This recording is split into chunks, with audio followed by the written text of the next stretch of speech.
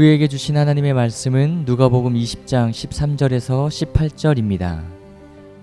포도원 주인이 이르되 어찌할까 내 사랑하는 아들을 보내리니 그들이 혹 그는 존대하리라 하였더니 농부들이 그를 보고 서로 의논하여 이르되 이는 상속자니 죽이고 그 유산을 우리의 것으로 만들자 하고 포도원 밖에 내쫓아 죽였느니라.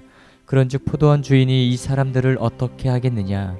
와서 그 농부들을 진멸하고 포도원을 다른 사람들에게 주리라 하시니 사람들이 듣고 이르되 그렇게 되지 말지이다 하거늘 그들을 보시며 이르시되 그러면 기록된 바 건축자들의 버린 돌이 모퉁이의 머릿돌이 되었느니라 함이 어찌미냐. 무릇 이 돌 위에 떨어지는 자는 깨어지겠고 이 돌이 사람 위에 떨어지면 그를 가루로 만들어 흩으리라 하시니라. 오늘 우리에게 주신 하나님의 말씀입니다.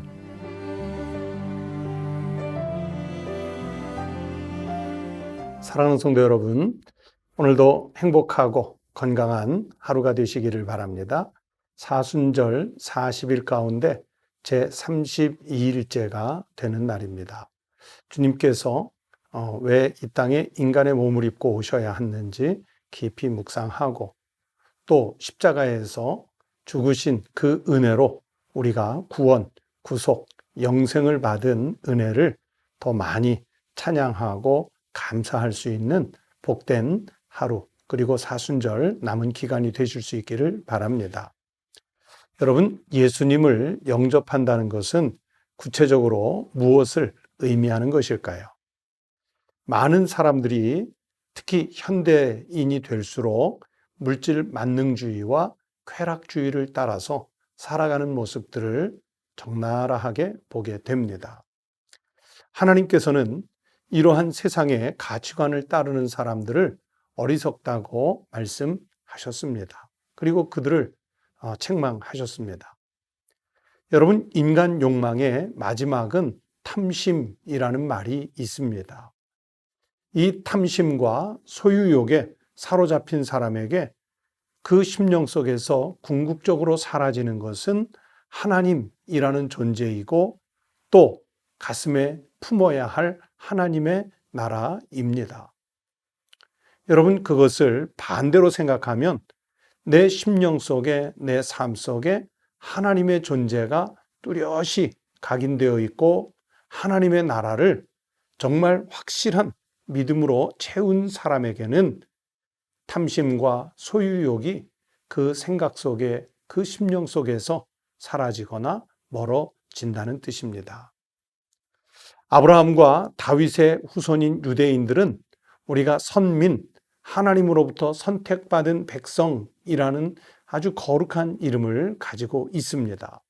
그런데 그들이 우상을 숭배하고 세상의 것을 더 사랑하면서 목이 곧은 백성이 되어갔습니다. 그러면서 하나님의 은혜를 거부하기 시작을 했습니다.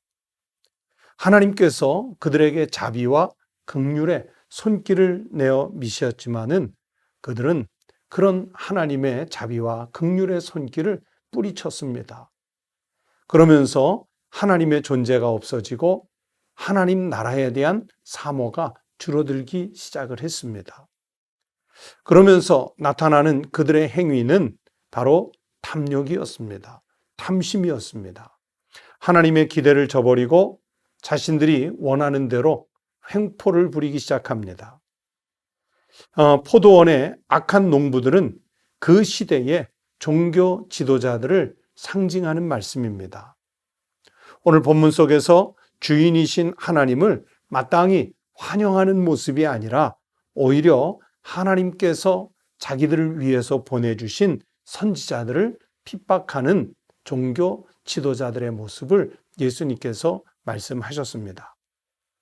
심지어 그들은요, 하나님께서 마지막으로 보내신 아들 예수 그리스도까지 십자가에 못 박아 죽이는 그런 엄청난 우를 범하고 있었습니다. 우리 한국 기독교 역사에서 절정의 부흥을 이루었던 시기를 1970년대 말 1980년대로 봅니다. 그때는 이런 말도 있었습니다. 허벌판에 천막으로 예배당 세우고 십자가만 걸어도 교회가 커졌다.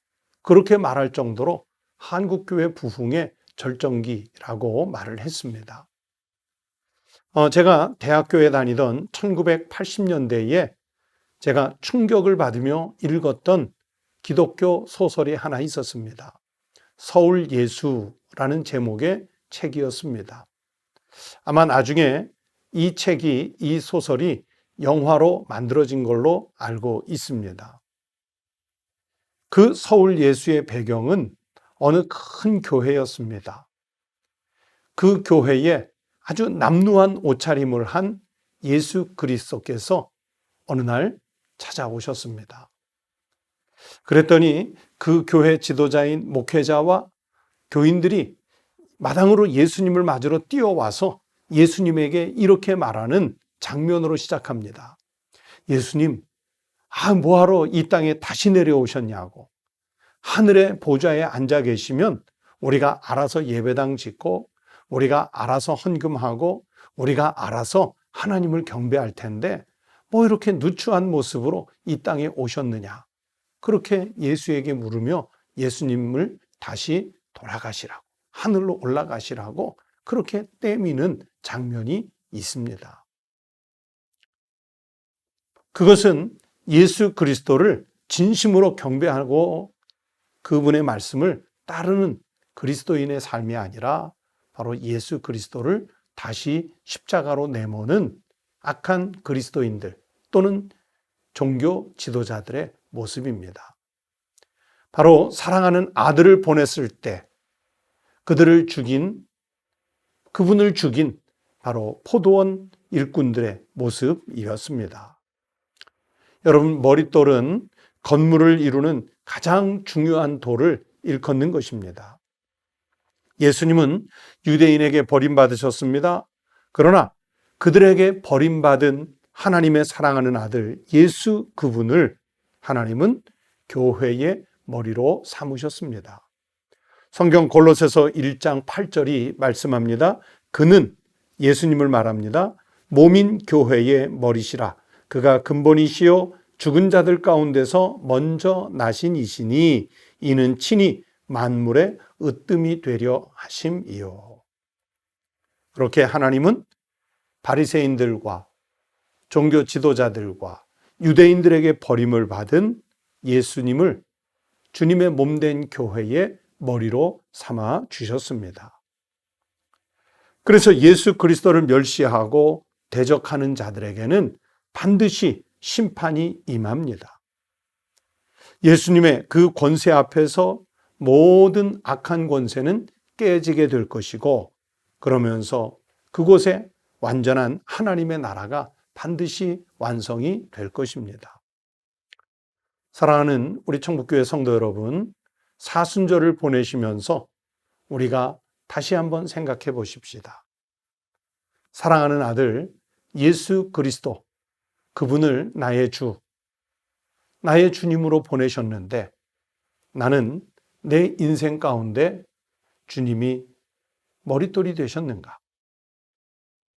내가 이루고 있는 우리 가정의 머릿돌이 되셨는가? 더 크게 나아가서는 주님의 몸된 교회라고 우리가 늘 외쳐 부르는 우리 교회의 머릿돌을 과연 예수님으로 삼았는가? 이런 질문을 해볼 필요가 반드시 있습니다. 여러분, 예수 그리스도가 나의 주인이 되실 때, 온전한 나의 통치자가 되실 때 그곳에 하나님이 존재하시고 그곳에 하나님의 나라가 이루어질 줄로 믿습니다. 그렇게 하나님의 존재, 하나님의 나라가 내 심령 속에 가득 차면 바로 세상 사람들이 그렇게 좋아해서 추구해서 따르는 물질 만능주의 또는 쾌락주의, 세상의 모든 가치를 이곳에 전부를 두고 있는 그런 소유욕들은 분명히 사라지리라고 믿습니다. 오늘도 주님을 주인 삼아, 머릿돌 삼아 주님 뜻에 합당한 삶을 살아가는 복된 하루가 되시기를, 그리고 이 날 속에 우리 청북교회 성도들이 되시기를 주의 이름으로 축복합니다. 기도하겠습니다. 하나님 아버지, 감사합니다. 하나님께서 친히 사람의 몸을 입고 우리 가운데 오셔서 내 인생의 머릿돌이 되어주시고 우리 가정과 우리 교회와 우리가 살아가는 모든 삶의 영역에서 친히 머릿돌 되어주시니 감사를 드립니다. 이제 아버지 하나님, 이 믿음을 가지고 세상에 나가서도 주님의 종으로서 하나님 보시기에 합당한 삶을 살아 영광은 하나님께 돌리고 세상은 하나님의 나라로 변모시켜가는 일에 저희들이 크고 귀하게 쓰임을 받게 하여 주시옵소서.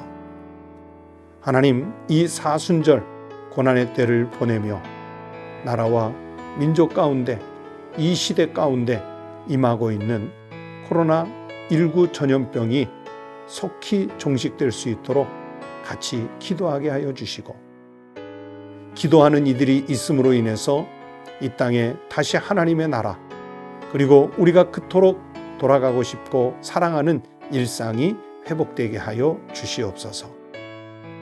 환자들을 치유하여 주시고 방역을 책임 맡은 이들 그리고 의료진들 주님께서 저들을 강건케 하셔서 속히 이 땅의 평안이 회복되게 하여 주시옵소서.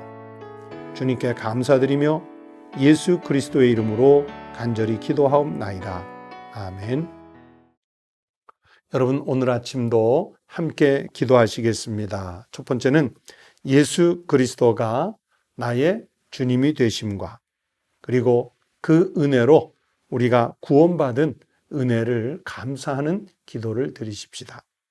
두 번째는 내 심령 속에 세상에 탐욕이 없는 거룩한 삶, 성결한 삶이 될 수 있도록 기도합시다. 세 번째는 십자가를 지는 믿음으로 세상에 영향력을 끼치는 신앙인으로서 살아갈 수 있도록 하나님이 나를 쓰시도록 기도하십시다. 끝으로 네 번째는 성전에서 드리는 예배, 그리고 우리가 평범하게 살아가는 모든 일상생활이 예전처럼 회복될 수 있도록 오늘도 기도해 주시기를 바랍니다. 다 함께 기도하겠습니다.